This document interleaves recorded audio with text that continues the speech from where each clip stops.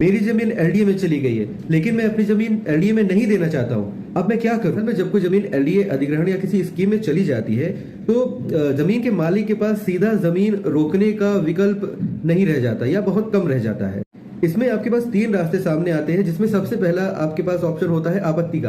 अगर एलडीए की स्कीम पूरी तरह से खत्म नहीं हुई है तो आप अपनी संपत्ति के लिए एक आपत्ति दाखिल कर सकते हैं। हालांकि छोटे भूखंडों में ये आपत्ति बहुत कम वैलिडेशन रखती है, लेकिन फिर भी आप अपनी जमीन की सुरक्षा या अगर आप उसे नहीं देना चाहते हैं तो आप एलडीए में जा करके अपनी जमीन की स्थिति की जांच करके उस पर एक आपत्ति लिखित रूप में दाखिल कर सकते हैं, और आपको ये करना भी चाहिए। दूसरा ऑप्शन आपके पास होता है मुआवजा। जब भी एलडीए कोई जमीन अधिग्रहण करती है तो इसके मुआवजे के लिए या तो कोई वो रकम या वैकल्पिक प्लॉट या फिर आपको कोई फ्लैट ऑफर करती है।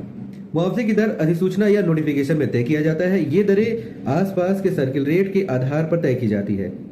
अगर आप भी ऐसी किसी स्थिति में हैं तो आपको सबसे पहले एलडीए के ऑफिस जाकर के एक आपको आपत्ति दाखिल करनी चाहिए और अपने प्लॉट के लिए लिखित में आवेदन करना चाहिए। आपको अपने प्लॉट की स्थिति जानने के पूरा हक है और आपको पूरे अधिकार के साथ वहां पर अपने प्लॉट की स्थिति जानना चाहिए।